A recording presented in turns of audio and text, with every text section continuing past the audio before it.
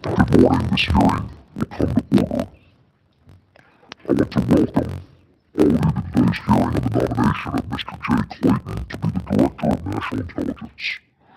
Before we begin, I would also like to recognize the devastating loss we all suffered over the weekend. On behalf of this committee, pay tribute to our former colleague, Lindsey Graham. Though Lindsey didn't serve on the Intelligence Committee, as a former chairman of the Senate Judiciary Committee, he was a part of our extended family, and he was obviously a champion for intelligence officers just as he was for our troops. He was a true partner on issues such as FISA, FBI, DOJ oversight. Lindsey ensured the intelligence community had the resources needed to confront our adversaries. Lindsey was a true patriot who led with courage, loyalty, and relentless optimism during his time both as an airman in the Air Force and in the United States Congress. In remembrance of Senator Lindsey Graham's lifetime of service, I invite the members of this committee to honor our colleague and friend by living up to the example he set in carrying forward his love for God and for country. We also welcome his sister and new senator, Darlene, who we all had the occasion to meet yesterday, and who I know will carry forward his legacy in a way that would make him immensely proud, as he always was proud of his young sister. Today's hearing is an opportunity to consider Mr. Clayton's qualifications. So I'd like to welcome him and his wife Gretchen to the Senate Intelligence Committee. Mr. Clayton, thank you for once again answering the call to public service to your family and loved ones, including those watching from home. Thank you for your support during this process. I want to state for the record that Mr. Clayton has provided answers to our standard 40-page committee questionnaire. He has answered in writing more than 200 advanced questions for the record as well. He has completed his FBI background investigation. He has met with most members of this committee, and he has provided more than 5 years of tax returns. This is no small feat, but was helped in large part by the fact that this was his third time in the process. I want to thank all of those persons and organizations who worked to move his nomination at very fast speeds. That includes our committee staff, the staff at the Office of the Director of National Intelligence, the FBI, the Office of Government Ethics, and the White House Counsel's Office. I'd also like to offer my prayers to the outgoing Director of National Intelligence, Tulsi Gabbard's husband, Abraham, as he battles cancer, and thank Ms. Gabbard for her efforts to streamline the ODNI as she turns, understandably, to her husband's care. This committee is grateful for her decades of service to the country, both in uniform and as a civilian. And I also want to take a moment to thank Bill Pulte for his leadership today as the acting Director of National Intelligence. The additional steps he's taken to right-size the office of the DNI will help Mr. Clayton be successful on day one of assuming this position. Mr. Pulte has been highly communicative and engaged with me and my staff during his tenure, for which I am grateful. Mr. Clayton, it's my understanding that you intend to finish Ms. Gabbard's work to return the ODNI to its original size, scope, and mission. I've long said that the right number of staff at the ODNI would number in the dozens, maybe a couple hundreds at the maximum, but certainly not the thousands of recent years. Congress intended the ODNI to be a lean and efficient organization to keep bureaucratic intelligence agencies at bay. And some 20 years later, the ODNI has unfortunately become yet another bloated agency that incentivizes bureaucratic paperwork as opposed to genuine intelligence work. Mr. Clayton, given your many years as a seasoned professional in both government and private practice, I'm eager to hear how your experiences will inform your plans to return the ODNI to those roots. I look forward to working with you to provide any legislative relief that you deem necessary, such as transferring centers or functions to other government agencies, because while many functions that are needful occur at the ODNI, they don't necessarily need to be occurring there. Additionally, I'm interested in hearing about your efforts to advance America's national security and your current role as the United States Attorney for the Southern District of New York. As U.S. Attorney, Mr. Clayton has gone after some of the worst national security threats, including foreign enemies who put innocent Americans at risk and have American blood on their hands. For example, he's overseen the indictment of Venezuelan dictator Nicolas Maduro, secured the guilty plea of Venezuelan General Hugo Carvajal, and overseen the prosecution of an Iran-backed terrorist connected to multiple attempted terror attacks in the United States.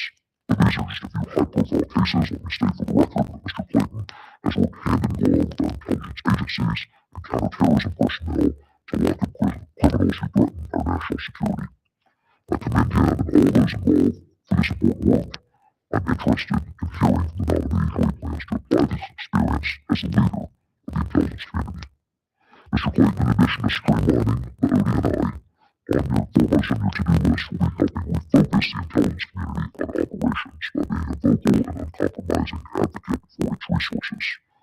If confirmed, I'll expect you to make the case to the Intelligence and Appropriations Committees for why the funding requests in a supplemental funding bill are so vital. As most of us know, the intelligence community operations are at an all-time high with great successes. While the Pentagon received money from the Working Families Tax Cut, the intelligence community did not. I'll say here publicly what I wrote to Acting Director Pulte and Director Ratcliffe last month. I do not want to see any more reprogramming requests that borrow from one operational account to fund another. There are plenty of underperforming and under-executing programs across the intelligence community that can be a bill payer for meaningful operations until Congress can pass supplemental appropriations bills. Now, before I turn it over to Vice Chairman, I'd like to put on the record that in all my experiences with Mr. Clayton, his reputation as someone who operated with morality, decency, and integrity has proven to be true. The job Mr. Clayton has been nominated for today is not one which he sought, but one which he has been gracious enough to take on. I'm confident that by the end of the day, my colleagues will join me in seeking to get Mr. Clayton's nomination across the finish line. I now recognize the Vice Chairman for his opening remarks. Thank you, Mr. Chairman. Let me just echo what you said at the beginning of this hearing in terms of the great loss we all feel on both sides of the aisle of the passing of our friend Lindsey Graham. And he commented yesterday he was not on this committee, but he sure as hell acted like he was on this committee on many terms. Clayton, Jay, it's good to see you. It was great to have the opportunity to meet your wife, Gretchen, in the anteroom. And I'm going to start with where the chairman started.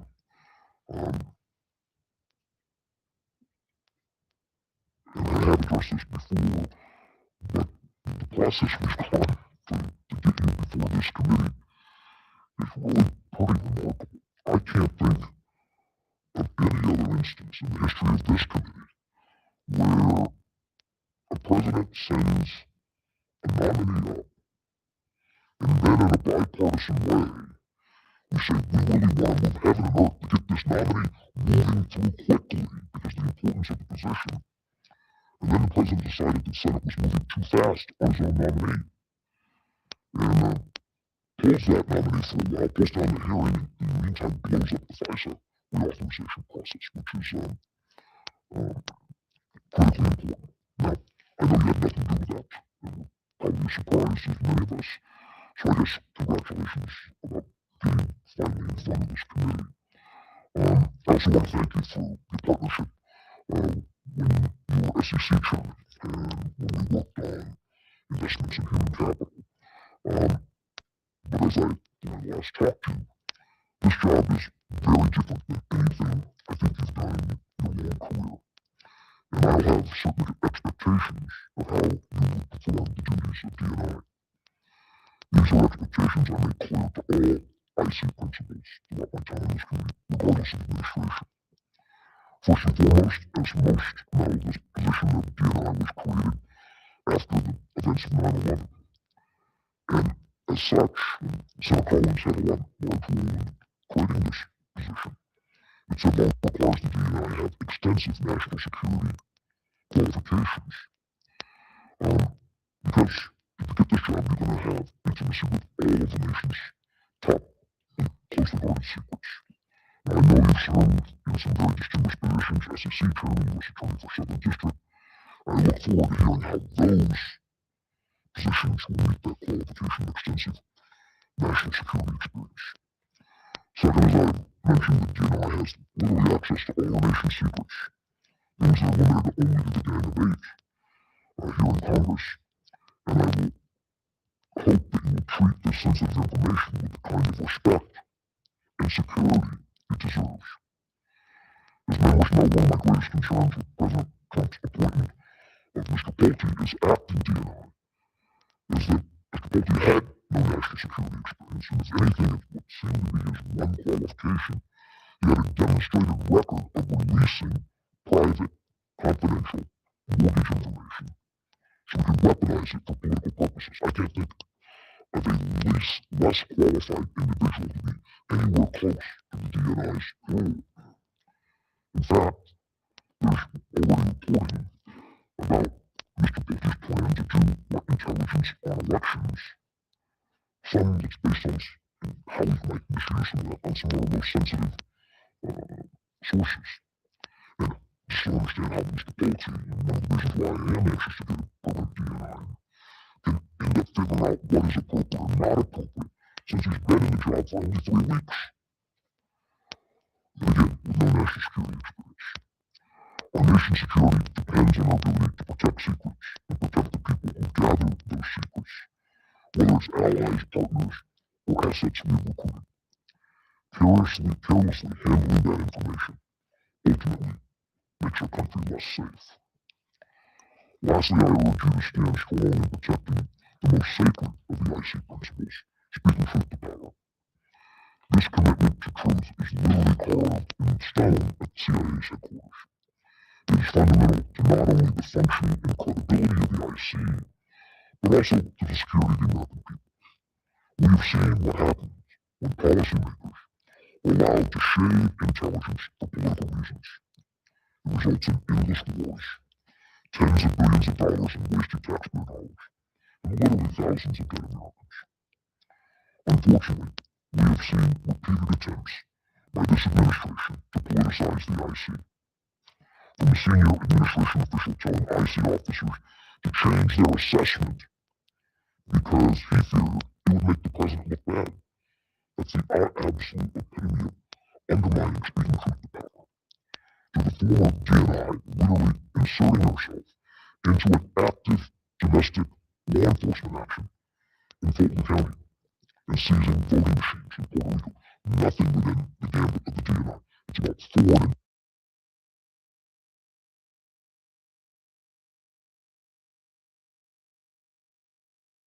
foreign intelligence and foreign interference. And in fact, recent reports suggest that the IC's annual analytic objective survey, where they go out to the whole IC community and say, how do you think things are going, shows a substantial increase in the number of IC employees who say they are concerned about the intelligence analysis being undermined by political interference. Again, the opposite of why your role was created and the opposite of what the goals of the IC should be.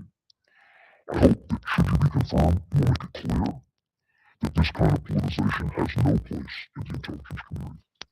And they ask that you treat the thousands of IC career staff who will be under your charge with the kind of respect and dignity they deserve. They are brave men and women who've signed up to serve our country, and they never get the recognition that our men and women in uniform get, but they do so much to protect our nation. And as I said at the outset, this is a very different job than any you've had in the past. And in some ways, I believe it's more critical than being SEC chair or U.S. attorney.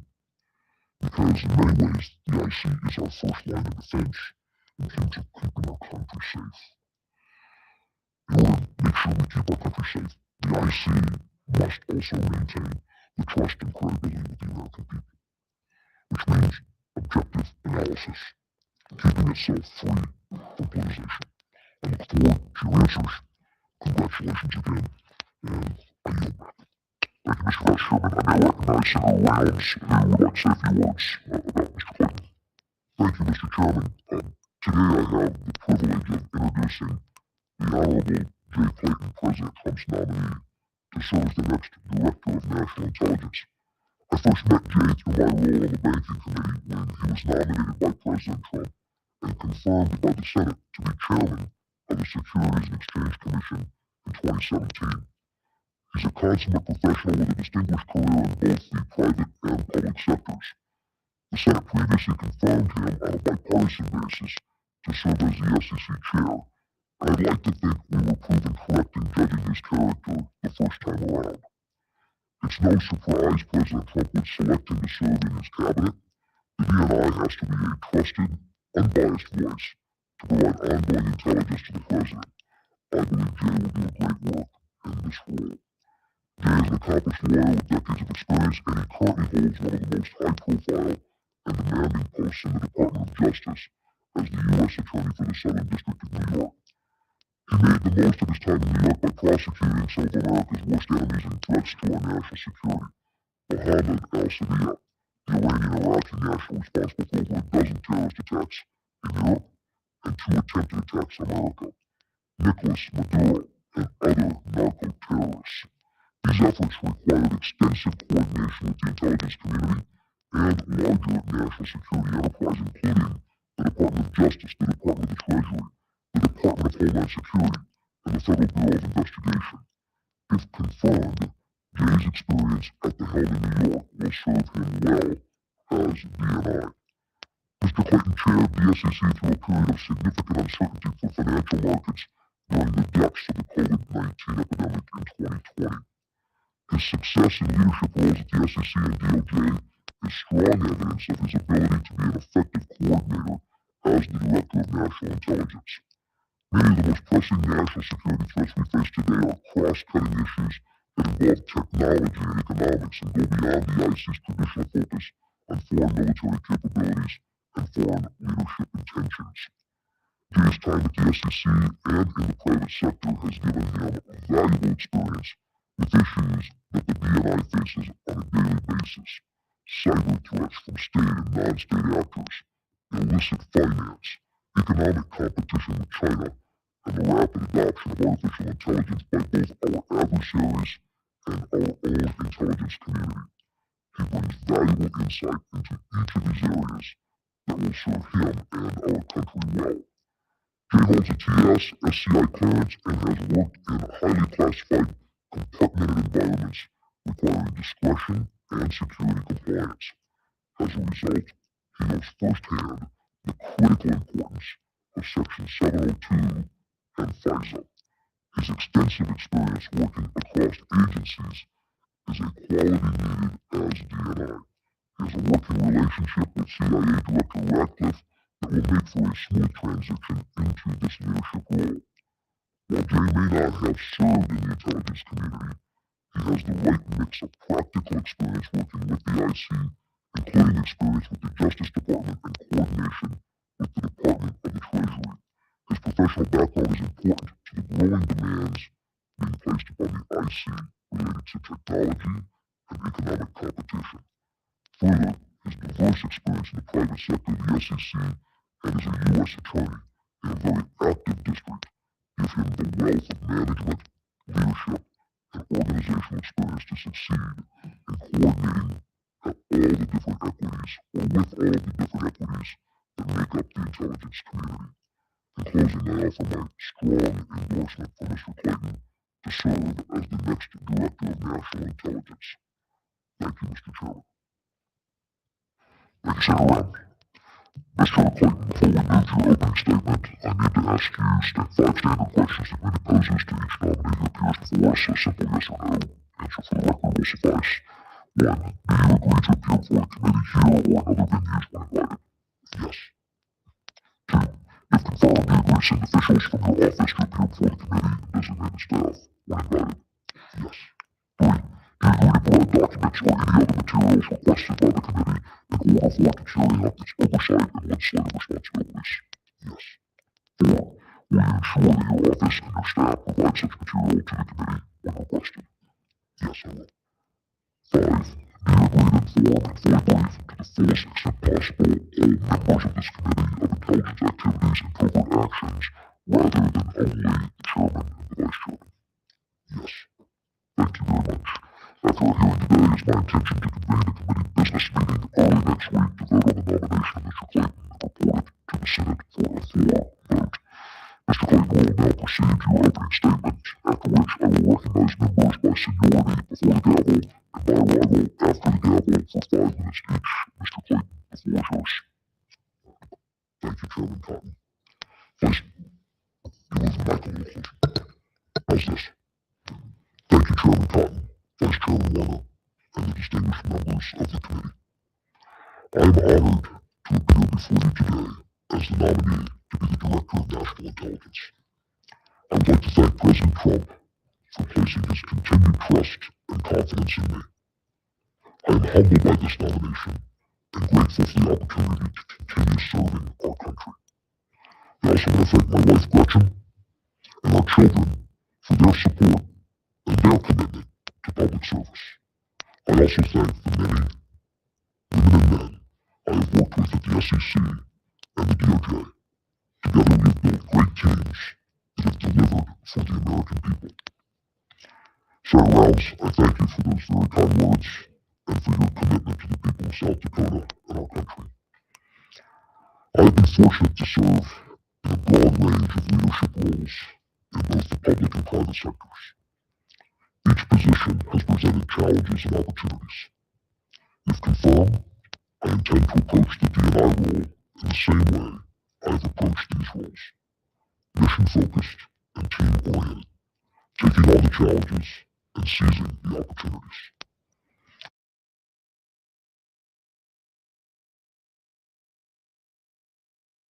The mission of the Director of National Intelligence is clear: to ensure that the policymakers and institutions that the intelligence community serves, especially the President, our military leaders, and Congress, receive the best possible intelligence in a timely, objective, and independent manner. That mission and obligation will be front of mind every day. If confirmed, I will work to strengthen the coordination and communication between the intelligence community and the people we serve. I will focus on enhancing the trust of the American people in the ODNI, the intelligence community, and our federal government generally. I will have an open door and walk the halls policy. This has proven invaluable. I also look forward to engaging with this committee and the House Permanent Select Committee on Intelligence frequently. I am confident that my experience has prepared me for this role, including my experience leading and improving large organizations.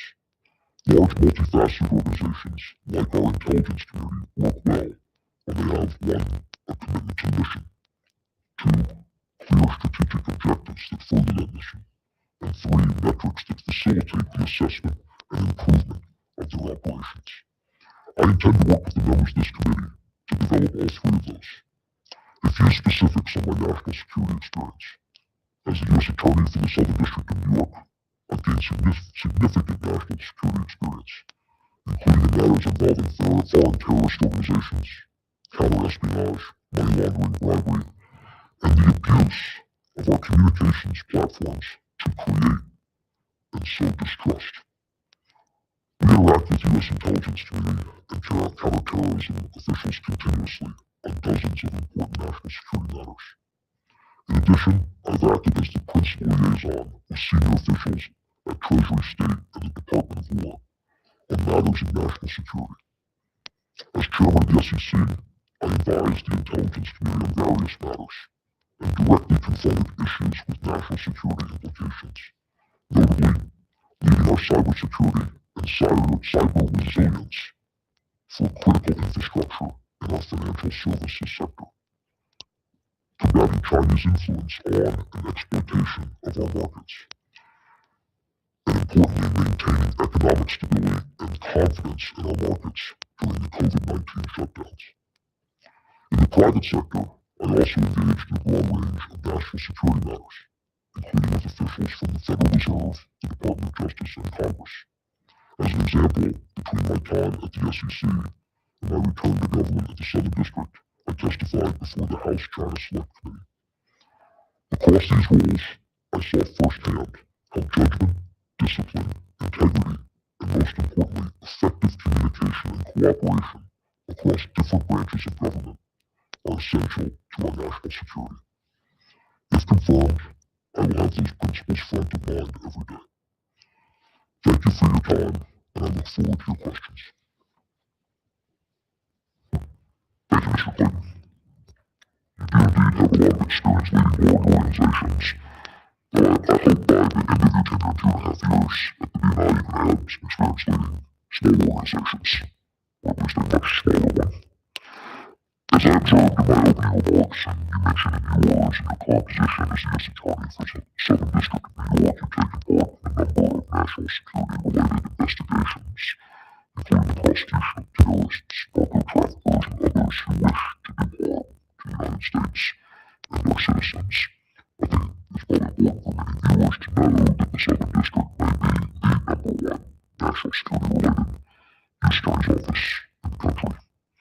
speak to your interactions specifically with the intelligence community as part of these investigations and how critical intelligence community collection was for informing the evidence you obtained to pursue convictions in these cases? Thank you. Short answer is extremely critical. And in the examples that you mentioned, the examples that Senator Rounds mentioned, whether it's Maduro and Carvajal, whether it's al-Sadi, I'll just say multifaceted terrorist who we've recently captured, and our drug interdiction efforts, combating cartels and the flow of deadly drugs, the intelligence community is essential to our prosecutions in all of those cases. And if I may, it's the only game in town. The United States intelligence community combating those global threats is essential, not just for the U.S., but, as was mentioned in Senator Rounds' remarks, keeping our European colleagues safe as well.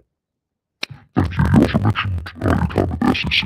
In my neck of the woods, that's the country's best football conference. But here we're talking about the Securities and Exchange Commission. I think most observers would think, well, that's for stock markets and Wall Street lawyer goes in, and hopefully gets fees down, and markets do well, and combats fraud, maybe tackles new issues like cryptocurrency. But I think some viewers would be surprised at the amount of national security related matters you had to confront at the SEC as well. Can you still give a little bit more detail on that front too? Sure, starting at the top, national security and economic security are synonymous. National security and market function and market integrity are synonymous. Our financial infrastructure is essential to our security as a nation.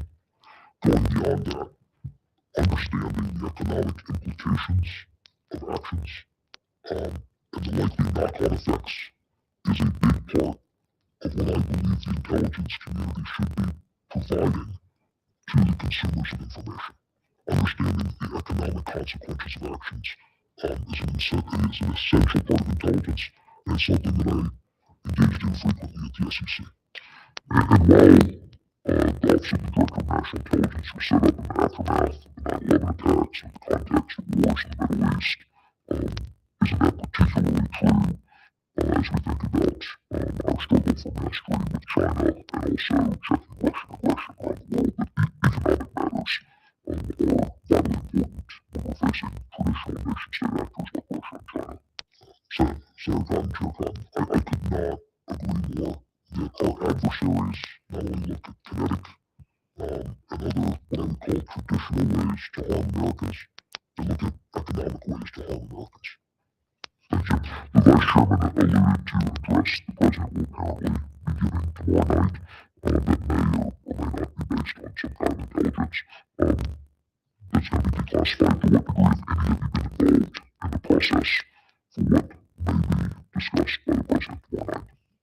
I'm not involved in that because you're not currently not the requisition intelligence. And in fact, to be involved would violate a core principle, which is you take no actions that would presume your confirmation.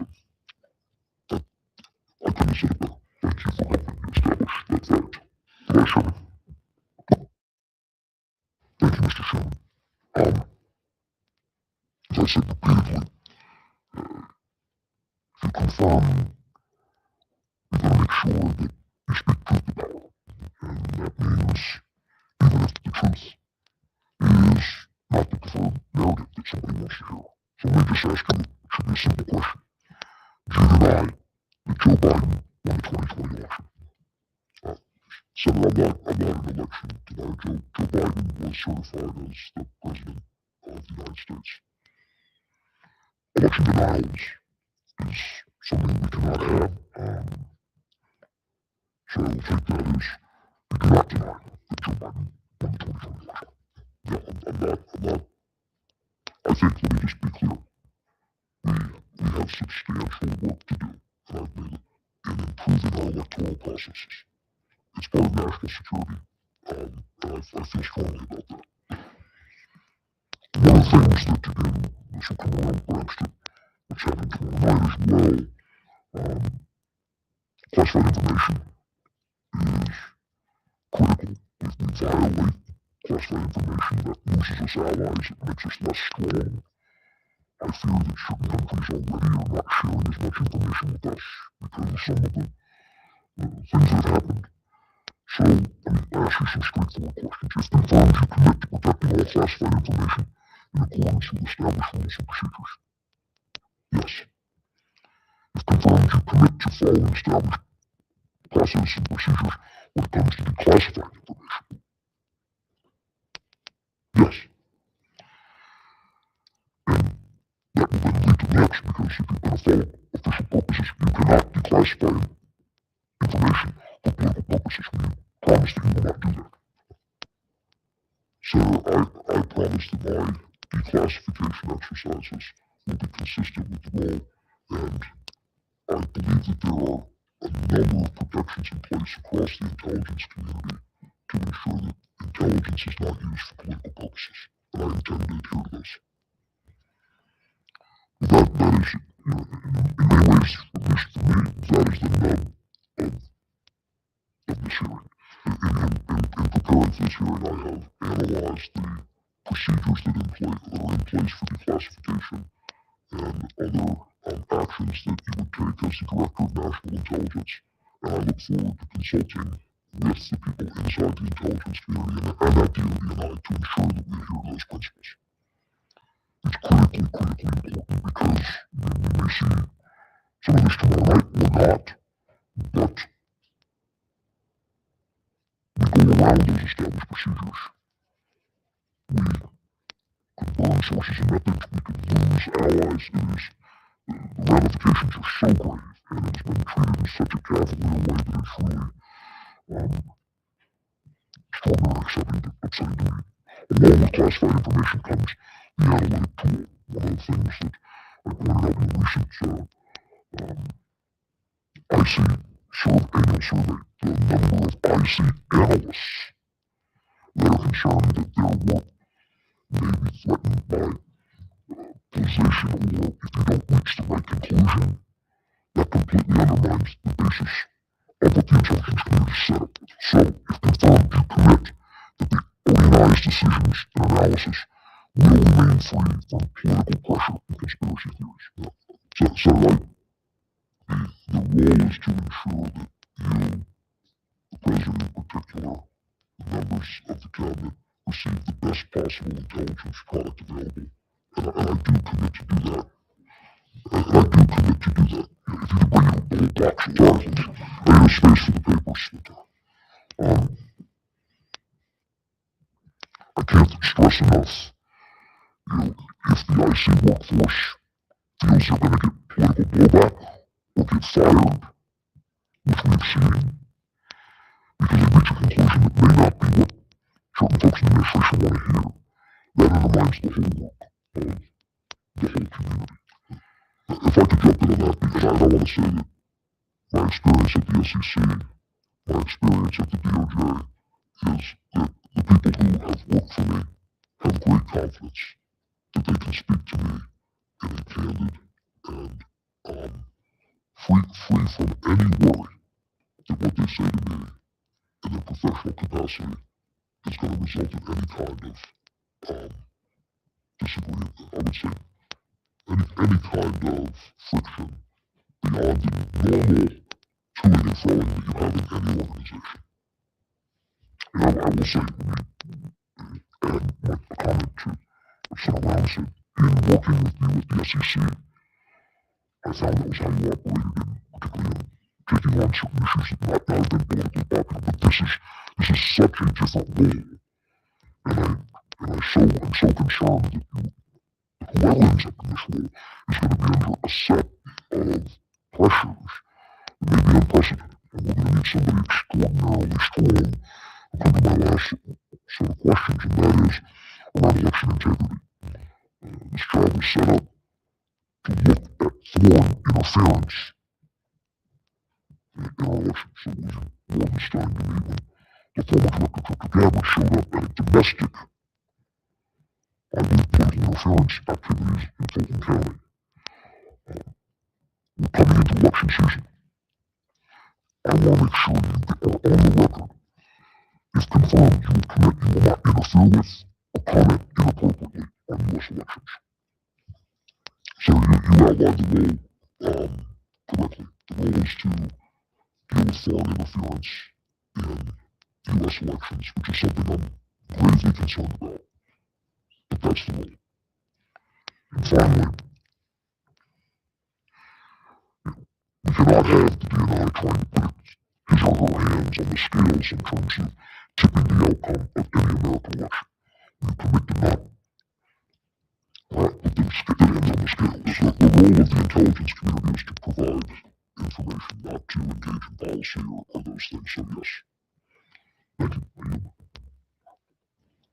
Thank you. I agree the role is very different, but I think it's true of most government roles. And we never quite know how people perform in them, and some of us have been very satisfied with nominees we've confirmed in both parties, and some have been dissatisfied. But, look at our former chairman, Marco Rubio. Being a senator, I think we all agree is very different from being Secretary of State or being the National Security Advisor. And he's pitching in a perfect game in those roles, if you ask me.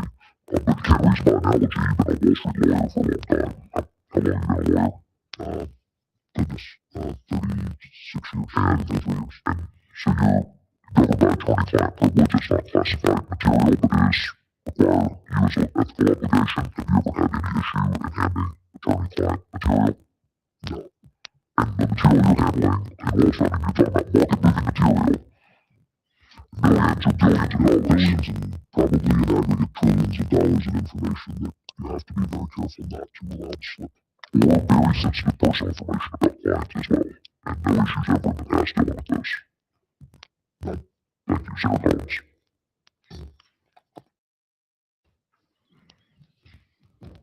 Thank you, Mr. Chairman. Welcome, Mr. Clayton. Mr. Clayton, I want to give you a little bit of history of the ODNI. I was a co-author of the legislation that created the Director of National Intelligence, along with Senator Joe Lieberman, Congresswoman Jane Harman, and Congressman Pete Hoekstra in the House. And it came about following hearings that we had and extensive analysis of a failure of the more than 18 intelligence agencies to share vital information that perhaps could have allowed the dots to be connected and the horrific terrorist attack of 9/11 to have been discovered and deterred. I'll never forget a conversation that I had with Secretary of State Colin Powell. He said our intelligence community needed an empowered quarterback to make sure that there was sharing of information and a collective, collaborative approach to intelligence. Instead, what we had was a very siloed approach. And that's why we worked so hard to draft the Terrorist Prevention and Intelligence Reform Act that created the Office of the Director of National Intelligence and the NCTC, the National Counterterrorism Council, which would bring the agencies together. So I understand that ODNI has grown far bigger than we ever would have envisioned when we wrote that law. But I am deeply disturbed that some administration officials and indeed some senators have called for not just a reduction in the size of ODNI, but that we abolish it altogether. There remains a critical purpose and mission for ODNI to lead and manage the 18 separate intelligence agencies with worldwide operations that include space, cyber, and human intelligence domains. Do you commit to maintaining the vital role of ODNI and its MCTC? The short answer that I'd like to elaborate is yes, I do. And having seen this from the outside now, in my roles and also preparing to hopefully take on this role, if we didn't have this role, we'd have to invent it. Because there needs to be a focal point for coordination across the other 17 intelligence agencies. And there needs to be a place of oversight, a place to resolve conflict. I look at it as a board of directors role. And to the extent that the ODNI has gotten into operations or started to play the roles of some of those other agencies, it probably should pull back. Because it's difficult to be both operations and oversight. But I think an oversight role is important. Thank you. The second issue I'd want to bring up with you is the anomalous health incidents, also known as Havana syndrome, that have occurred since 2016 and caused, in some cases, career-ending disabilities for our intelligence, our defense, our State Department employees. The intelligence community initially took these attacks and care for victims seriously. However, for various reasons, this quickly seemed to turn into a very dismissive attitude throughout the federal government with little forward progress. This led Senator Gillibrand and I to co-author the Havana Act of 2021 to support the victims who are not receiving care nor compensation. I have been frustrated over the past few years across both the Biden administration and the Trump administration by the excuses provided and misinterpretations of AHI attacks and the slow implementation of Senator Gillibrand's and my bill. Last week, Tulsi Gabbard rescinded two previous AHI intelligence community assessments and started to reassess both previous and new intelligence related to AHIs.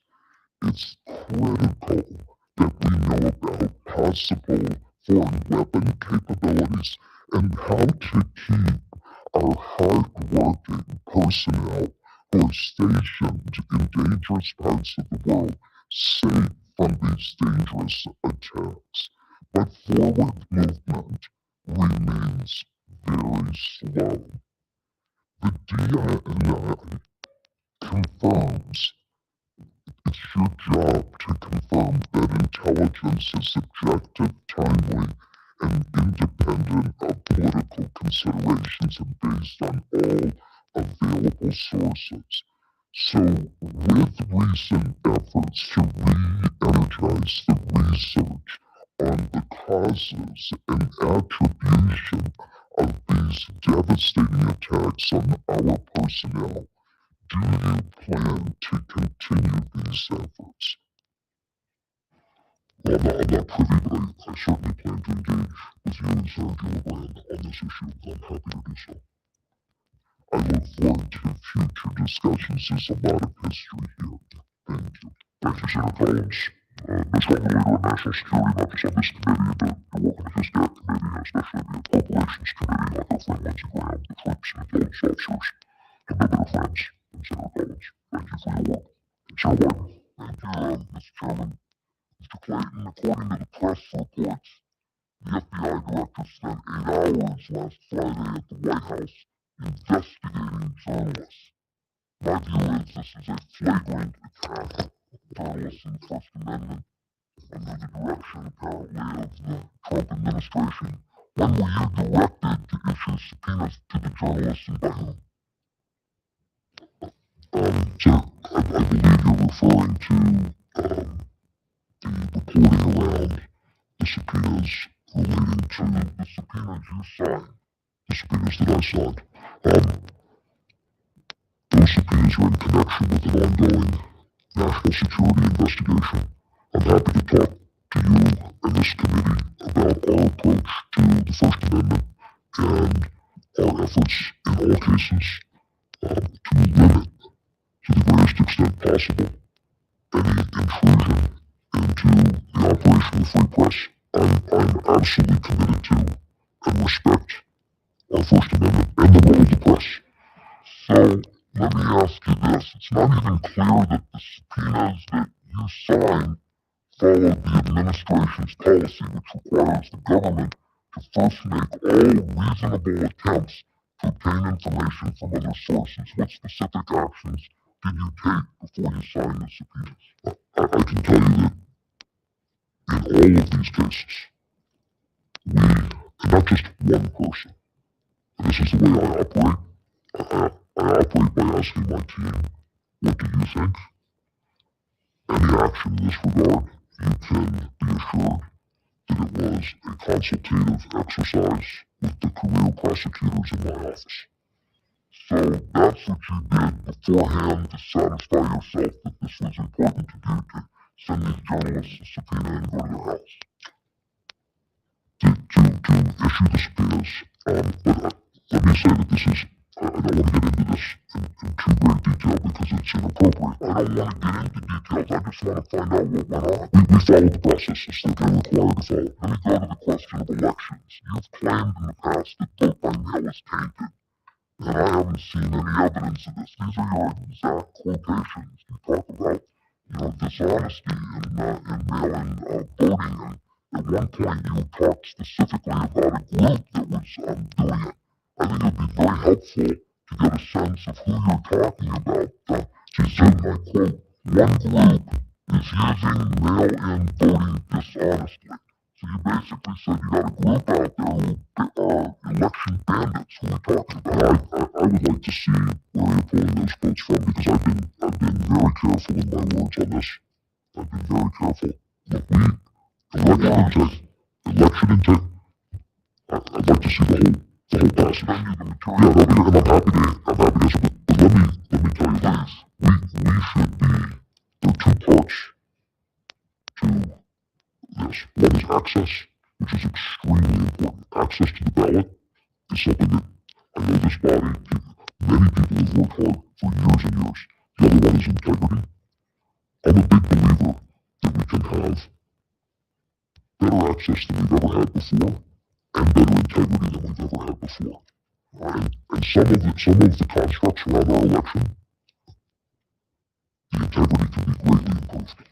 Well, I want to see it because I want to know the names of the people that you're calling dishonest. I am the nation's first senator elected by mail.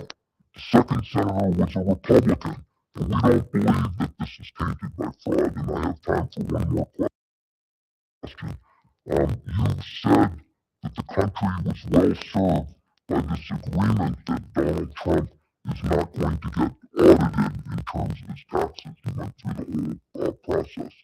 Tell me if you continue to support that position, that you believe that the President of the United States should be the only person in the country who's exempt from audit. I certainly do not believe that the President of the United States should be the only person in the country who is exempt from audit. In terms of, do you think he should be exempt from audit? That's a yes or no question. In terms of that specific thing, that's now a matter of litigation, and I'm not going to comment on it here. Thank you, Mr. Chairman. Senator Moran. Chairman, thank you. Mr. Clayton, thank you for your presence here today, your interest in serving the country. I appreciate the conversation we had in the office. I appreciate the relationship and conversations we had over the time in your past public service. In my office, you stressed to, I stressed to you a belief in the importance of our intelligence relationships around the globe, not just Five Eyes, but with many others. Over the past years, there have been reports in the press of allies withholding intelligence or us suspending intelligence sharing. How do you view the relationship with our allies? Do you see a partner services as a force multiplier or simply transactional in nature? Senator, I think I'll be able to give you a much better answer should I be confirmed and have greater access to those relationships? I know the Five Eyes relationship historically has been extremely valuable to the United States in terms of bilateral sharing. Like anything, I think that's something that you have to assess constantly, whether it's working. But there's no reason not to explore whether you can have something that works. I assume you would say that it's desirable to have a relationship with many countries around the globe and determine whether there's a relationship that can work in which we're sharing intelligence information. I think that's really well said. In your answer to a written question asking if you commit to making sure that Ukraine has the intelligence it needs to apply pressure on Russia, you said, quote, to the extent directed by the president. Arm Ukraine and other partners with intelligence that eliminates Russian plans and intentions. I appreciate that you work for the president, but I want to emphasize my belief that any such sharing is critical, and any suspension of intelligence sharing with Ukraine would require very serious justification. And so my question is, if confirmed, do you commit to sharing with this committee the rationale of any such suspension, and do so before the suspension becomes public? Give us a chance to have input in that consequential decision. I expect to have, I would say, frequent and substantive dialogue, including around priorities. The priorities are set to reflect the priorities of the administration and the priorities of the president, but I expect to continue to discuss any change in those priorities. And, again, I'm not privy to these things, but I don't have any expectation that that priority is changing. I chair an appropriations subcommittee that funds the FBI, and I have a strong interest in supporting its counterintelligence role. It's the lead counterintelligence agency in the U.S., but you note in your answers that the National Counterintelligence and Security Center within ODNI is the, quote, head of the U.S. government counterintelligence activities. How would you characterize the relative roles of the FBI and the Security Center in counterintelligence, and what are the practical effects of how that would work? So my direct experience with counterintelligence, obviously I can't go into the specifics, but it's fairly extensive at the moment, is directly with the FBI. Some engagement with the center, but it's mostly directly with the FBI and Homeland Security. And that, in past experience, that relationship lends you to what kind of conclusions in that regard? It's extremely important. The threat is real. The threat to the safety and security of the American people is real. And we need to be vigilant every day. And in fact, I think my colleagues would be happy if, in your role, I made a pitch for more resources, if they would. Let me ask about your private sector experience, and in preparation for the role that you may soon assume, have you identified any opportunities where the intelligence community can leverage private sector capabilities to enhance the IC's mission? Yes, without doubt, the obvious one is data and data analysis. Making connections where they might not otherwise be apparent, or where the ability to make those connections in the past took weeks and months, and with some of the tools that we have today, can take hours to make the same connections that are important to combating what I would say is espionage. Mr. Clayton, thank you, Mr. Chairman. Thank you, Senator Graham. Senator Heinrich. Thank you, Chairman. Mr. Clayton, it is alleged, and I would add quite credibly, that Jeffrey Epstein committed some very serious crimes at his Zorro Ranch property in my home state of New Mexico. Yet there has never been a federal search of that property. And in fact, in 2019, the Department of Justice directed New Mexico to pause its own investigation, and has most recently refused to provide the unredacted evidence needed for our Attorney General to effectively carry out his investigation, despite federal and state laws requiring disclosure. I understand that as U.S. Attorney for the Southern District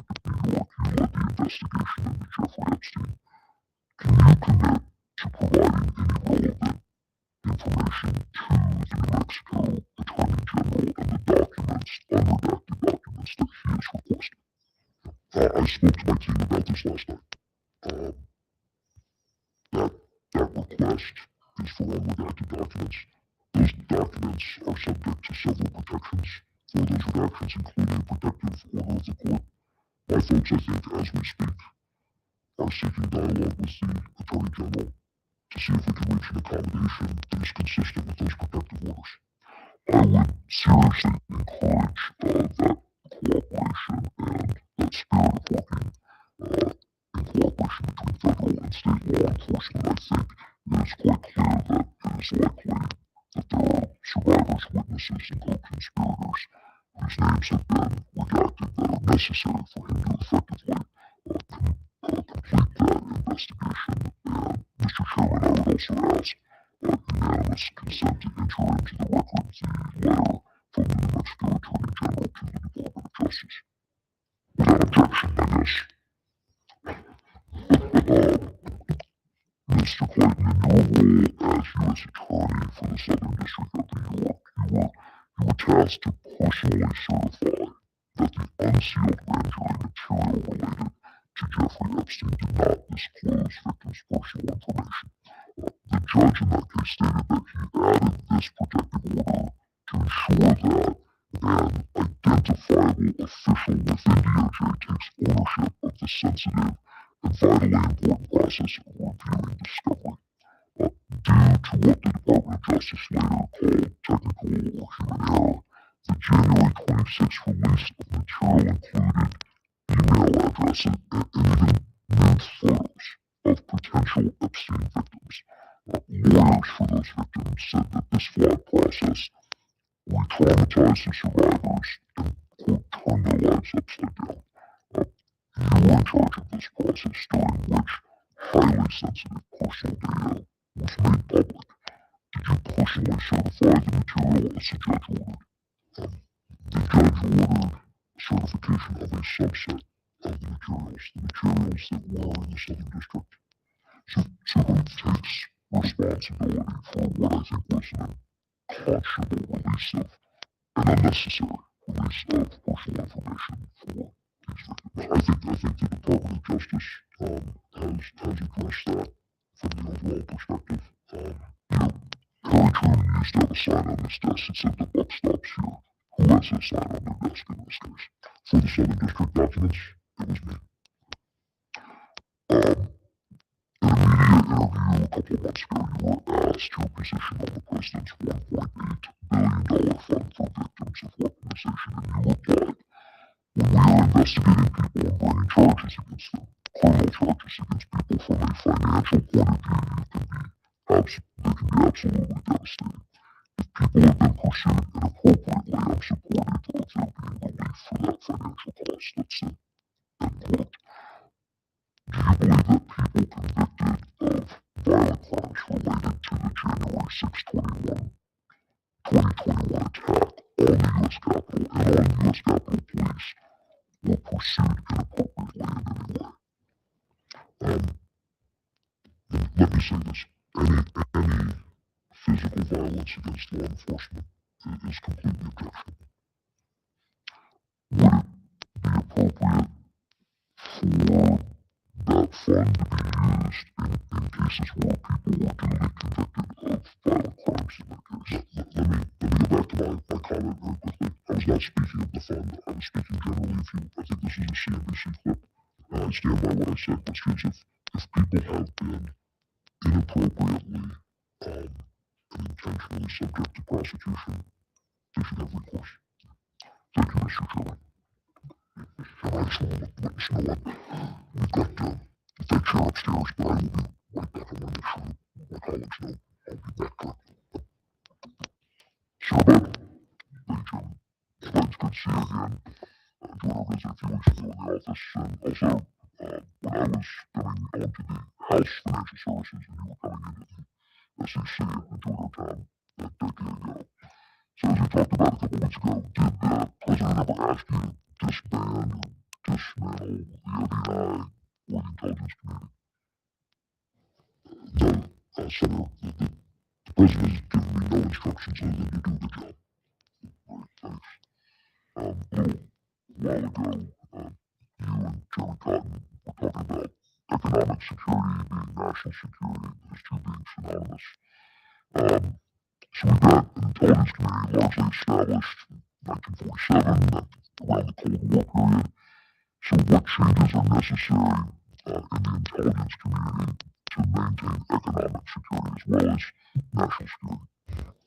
I don't want to say that the intelligence community is currently free from economic analysis and the provision of intelligence, but I do believe that the economic effects of various events should be more a part of intelligence assessments, because economic effect markets move immediately.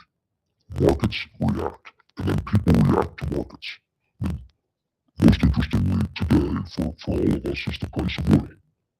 Understanding the dynamics around the current and the long-term price of energy and the price of oil, I think is an essential part of any intelligence assessment.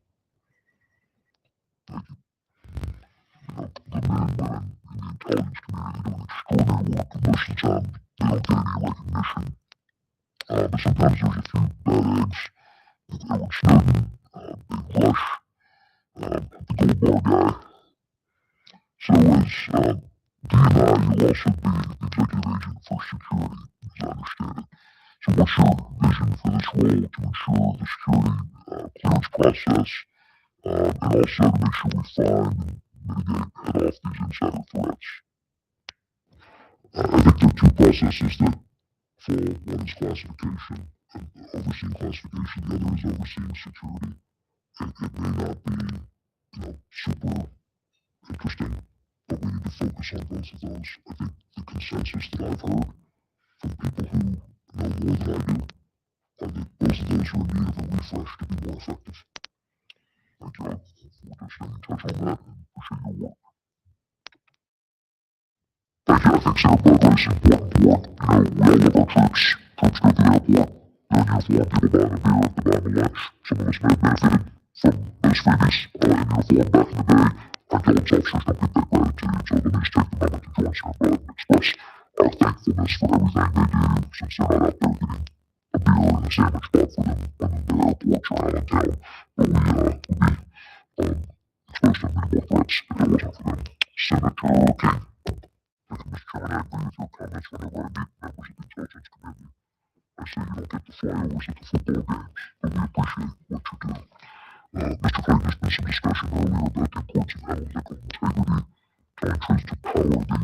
The Intelligence Community Directive 203, which goes back more than a decade, says this: any information from the intelligence community should be independent of political consideration. Analytic assessments must not be distorted by nor shaped by advocacy of a particular audience, agenda, or policy viewpoint. Analytic judgments must not be influenced by the force of preference for a particular policy. You concur with that, I presume? Yes.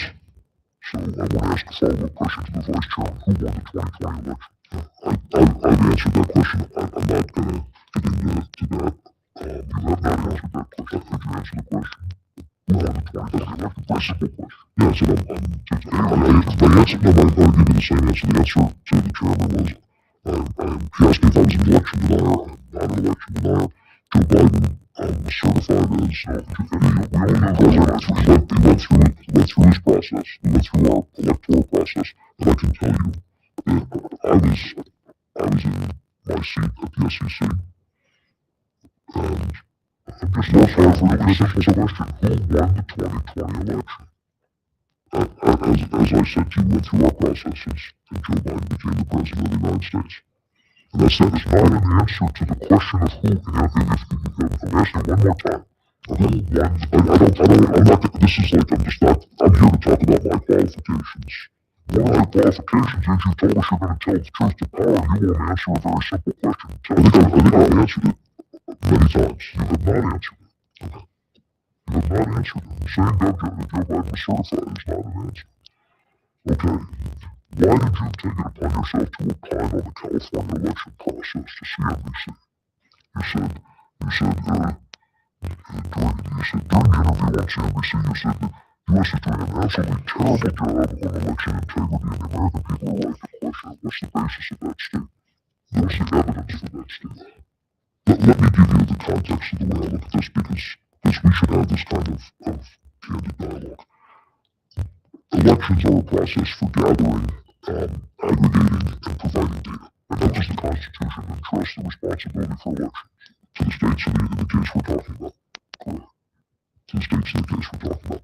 But my experience at the SEC, my experience at the DOJ, my experience in the private sector is that the government processes for gathering, aggregating, and providing data need to be improved greatly. Are you talking about elections? I'm talking about inflation data. No, I'm talking about all government processes, including one is I want some evidence, and there isn't time here in a minute and 49 seconds, but you have a lot of time between now and when we move on your nomination.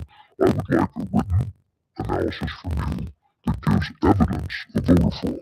I don't, to be clear, Mr. Clayton, to be clear, says the assertion that there's voter fraud. I did not make that assertion. I said I said an absolutely terrible job on election integrity. What did that mean? That meant that the audit trail that we have available for our elections in a number of places is not the kind of audit trail that you would expect in something that is this important. That's what it meant. Is there a problem with voter fraud in this country? I don't think we can say definitively whether there is or is not until we have better processes. We've had hundreds of analyses. We've had the Heritage Foundation study that found 1,650 cases out of 2 billion votes counted. I would love for the American people to have incredible confidence in the integrity of our election. I would too, and I'd like to work this administration would cease undermining that confidence. I would like to work with this committee from my perspective. Well, for the record, I wish you would share any evidence you have that undermines that asserts that there was any problem with voter fraud significant enough to change the results of the election in this country. Following up, why was your hearing postponed? What were you told? You were going to be with us in a few hours and suddenly it was pulled down. Why did that happen? I was requested and respected the request not to attend. Were you given any reason? I'm not going to get into the private conversations. And you testified earlier, just to follow up briefly, you've had no involvement whatsoever with this proposed speech tomorrow night by the president. You have not been consulted, discussed, any involvement. Is that correct? That is correct. Thank you. Thank you, Mr. Chairman. Mr. Chairman, I want to also thank you for your comments about Lindsey Graham at the beginning of today's hearing.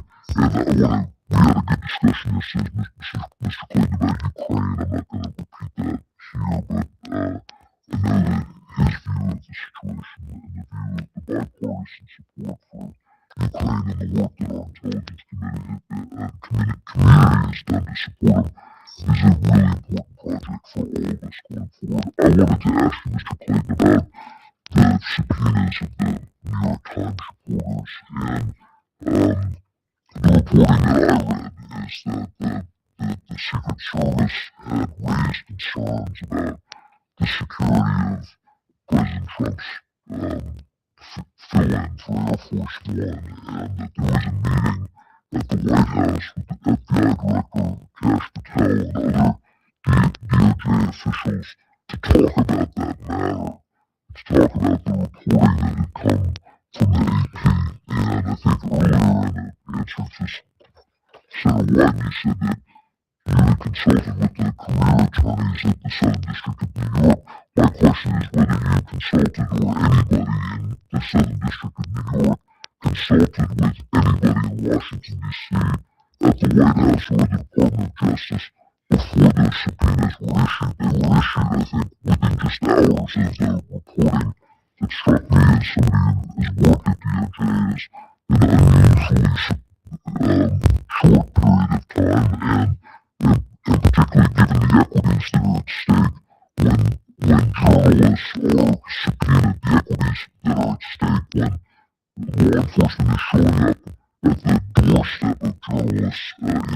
information, I think it's very important for you to explain this in the context of this nomination. Understood. I can't get into the specifics of an investigation, ongoing matter. Let me say that I'm confident that the procedures that we have in place to protect the First Amendment and protect the freedom of the press and not result in intimidation of journalists or the like were followed. They depend on the facts and circumstances, how much time you have. Those matters include ones you referenced, which is, are there other available sources for the information that we seek, and have we sought that? The other aspect of this is the tailoring of a particular subpoena and including a return date and when those people would be asked to appear or provide documents. It's expected in these types of cases, at least for mine, that if there's counsel involved, we can further tailor those requests to make it the least intrusive way possible. But let me just finish, you know what? It is vitally important that if national security interests are at stake, that there's not what I would say is a huge blind spot where someone can use the ability to provide information to journalists to get it out there, including our adversaries, without any potential for discovering how that happened. Well, I think this committee is well aware of the intelligence equities that are at stake. We have that's why we're always do this work and provide this oversight. But I think all of us would agree that the First Amendment is not some sort of glaring loophole that it's out there, that's something that we need to follow. And so I'll ask you again, Mr. Clayton, did you or anybody at the 7th District of New York have conversations with anybody at the White House or the Justice Department in Washington, D.C. before you issued those subpoenas that resulted in New York Times reporters being short process at their homes? I can say it this way without getting into investigation. The protocols require consultation with the Department of Justice in Washington, and we followed the protocols. And did anybody in Washington, D.C. Suggest to you or anybody on your team that you should issue subpoenas in this case? Following the AP reporting of the president coming back on an airplane that was unsuitable for the protection and the defense of the President of the United States. Yeah, I'm not going to get into the details of it. What I can tell you is that we followed those procedures. Those procedures, for the reasons that I believe firmly with protecting the freedom of the press being the least intrusive possible, require consultation. And I would say, Mr. Chairman, I know my time is up. The reason this is relevant, I think a lot of us, or certainly to me, is that this question of being able to speak truth to power, in the context of intel, I think is very similar to the question about whether or not we're able to push back in a moment like this. And I want to assure this committee that in these types of circumstances, that concept of least intrusive possible is front of mind for me. Thank you, Chairman. Thank you, Mr. Chairman. Thank you, Mr. Chairman. Look, first of all, I do think you're the right guy for the job. And as I said in my earlier recommendation, I gave to the entire committee. But I want to give you an opportunity to talk a little bit about some of the new technologies that are being involved that we're going to have to address. Like, I don't think we really talked a lot about what artificial intelligence is going to do, and the integration of artificial intelligence, not just by our intelligence agencies, but also by our adversaries. And the focus that we're going to have on the amount of data that we collect and how we're going to have to organize that. I know that you're brand new into this discussion and that you're going to be learning it at a high rate of speed, but can you talk a little bit about your concepts about how we take this huge amount of data that we've got and organize it, integrate it in such a fashion that it's available to be able to make an analysis and to give the best advice to the leaders of this country? We talk about how you see the integration of AI into this process. Thank you. Let me start by saying, talking about an area where I know which is a huge data area, which is the way our markets operate, and the resiliency of our markets. And what I would say is their vulnerability to attack, and AI is a game changer. And we should just all recognize that. I commend the Treasury Secretary for leading the way in this, and the Federal Reserve and calling the banks in to talk about what that means. I expect it's the same, or at least it resonates in the intelligence community, that AI is not only an opportunity but a threat. When something's both an opportunity and a threat, you better get your arms around it. Yeah, look, the reason why I asked the question that way is I think that AI is,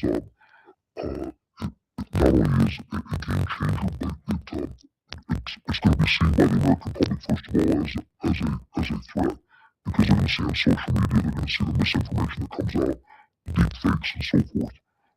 But the other side of it, which is the quality of life that Americans are going to be able to receive because of improvements in our productivity and so forth, is going to far outweigh what the negative benefits, the negative implications are.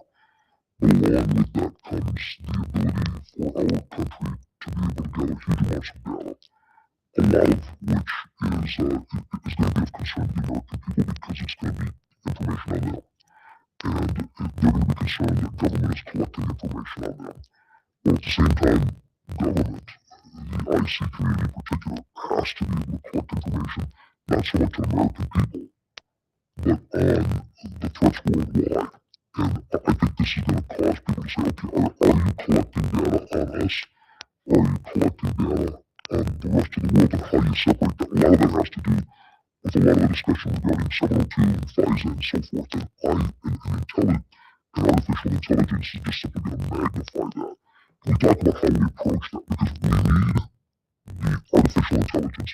We need to be better than our adversaries, collect more data, collect it faster, analyze it better. But we still have to have those protections and the confidence of the American people that we're doing the right things with only the data that we're supposed to be collecting.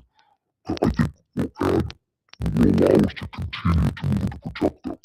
Can we talk about how we do that and how you see that, please? Well, I think the first thing is exactly what you said, Senator Rounds.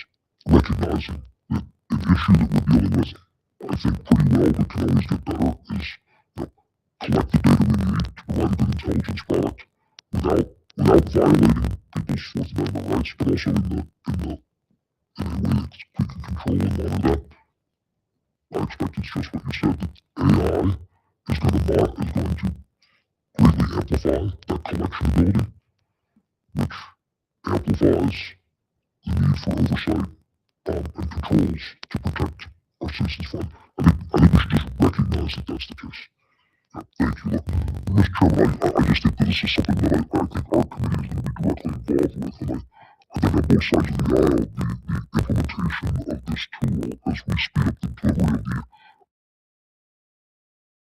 of the decision-making capabilities for our leaders has got to be one that the American people will continue to have confidence in, and I think that's part of the key reasons for having a discussion like this, is to let people know that we recognize that threat is out there and that we're aware of it, and that as we collect the data that we have to, we're going to be very careful about the coordination so that their rights are protected in this collection process. Thank you, Mr. Chairman. Thank you, Senator Rounds. Senator Joe Graham. Thank you, Mr. Chairman, and thank you, Mr. Clayton, for your service to our country. I want to just continue the line of questioning that Senator Bennett had about the New York Times subpoenas.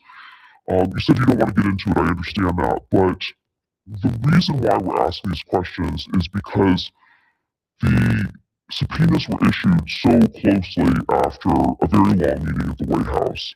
There seemed to be an unnecessary urgency behind it, and I'd like you to maybe comment on why there was this urgency. But more than that, they were served at the reporters' homes, and that is fairly unusual. That is not the least, what term art is used, the least intrusive means. Serving at homes. Normally, a subpoena would be issued at their place of business, a corporate office, but again, delivering it to a private home seems quite aggressive. So can you address the urgency and the home service? before is I'm not going to get into the specifics of the circumstances of the matters being investigated.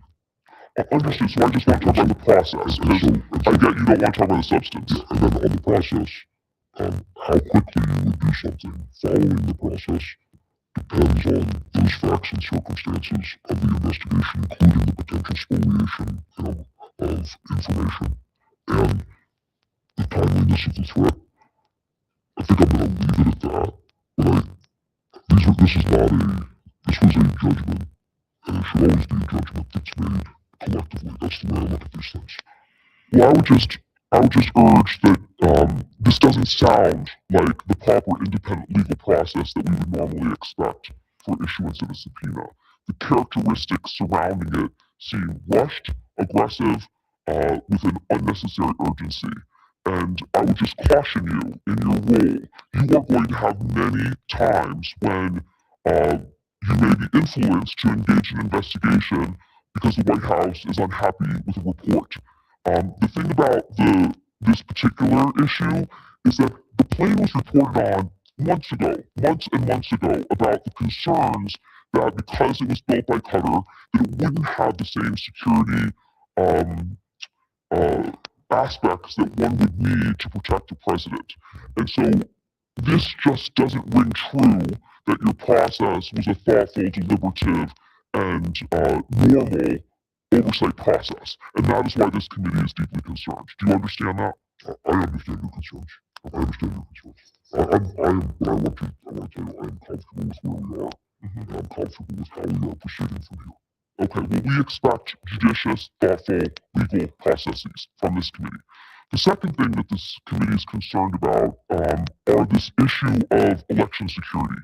Senator King tried to get you to say, did he win or not win the election? President Trump has an issue with whether he wins or doesn't win elections, and it's affected your office, and I need you to understand how it's affected your office. After the 2016 election, there was allegations that there was foreign interference by Russia, and President Trump was very concerned that somehow his election was not on the up and up.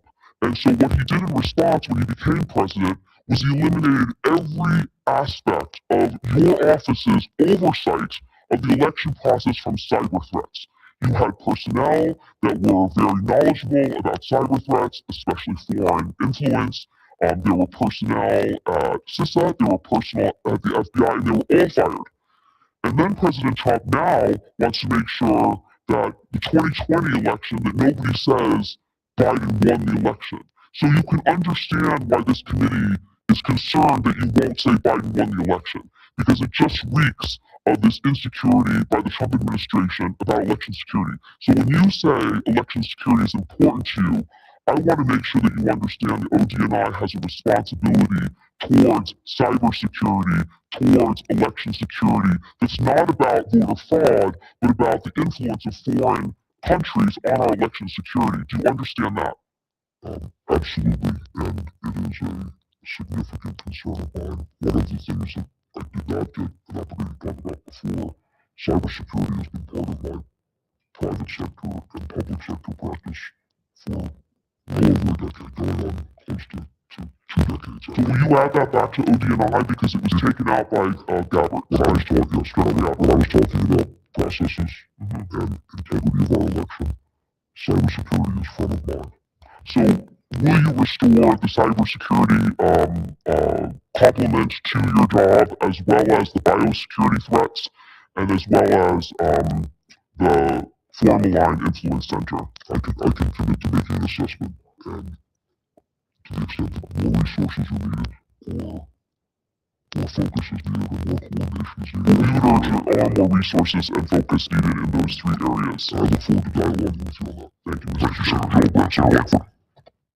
Sure, thank you. It's good to see you again on it. You have served the nation in multiple different roles before, and leading SEC, and did a very good job there. Southern District of New York, the U.S. Attorney's Office.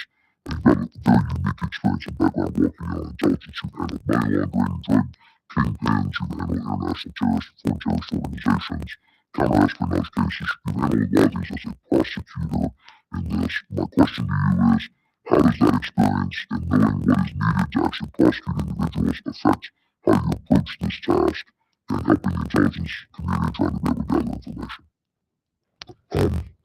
Great to see you, thanks. The role that you just described is one that I believe draws on a lot of the experience that I've had as a counselor for years. And that is that I want to be respectful that the intelligence community is about providing information and analysis, not setting policy or making decisions. And I look forward to playing that role as OD&I. I think that my experience as a consumer of that type of information will help me provide the information in the way that is best for the consumers I serve. I always worry that people who are the providers of information are providing it for themselves and not for the end user in the most effective way for the end user. Maybe we're doing that, maybe we're not, I hope we are, but I also want to say, as Senator Cotton noted and others have noted, the women and men of the intelligence community are incredible. I look forward to working with them, learning from them, and figuring out how to provide the best possible intelligence product. That would be very helpful, and it's helpful to all the policymakers to have the best, clearest, non-safe, if I can say it that way, documents to just get the information out so people can make the decisions based on the information that we actually have. That would be helpful as a consumer of that, I would assume, and that makes a difference for you. OD&I started out as a very small entity after the 9/11 attacks, as you know well. It has grown to a multi-thousand-person organization. There have been a lot of questions around this dais to try to figure out, is it the right size? We have a lot of people that are detailed from a lot of our intelligence agencies to the Director of National Intelligence Office now. We're trying to be able to figure out that's the right places to continue to be able to pull people out of their agencies and pull them over there, or some of them may be able to need to return back to their agencies. Obviously, you're not there at this point, but you've led a lot of large organizations. Tell me process-wise how you walk in to be able to look at, are we right size, right task? Do we have people here that need to actually be there? How do you make those decisions? Thank you. I tried to outline it in my opening remarks. What is our mission? The safety and security of the American people. How do we deal with that every day? We provide decision makers with the best possible intelligence product. What is the structure of the intelligence community with the role that we have, which is supposed to be oversight and integration, not operations? What is the structure that best serves that? That's how I intend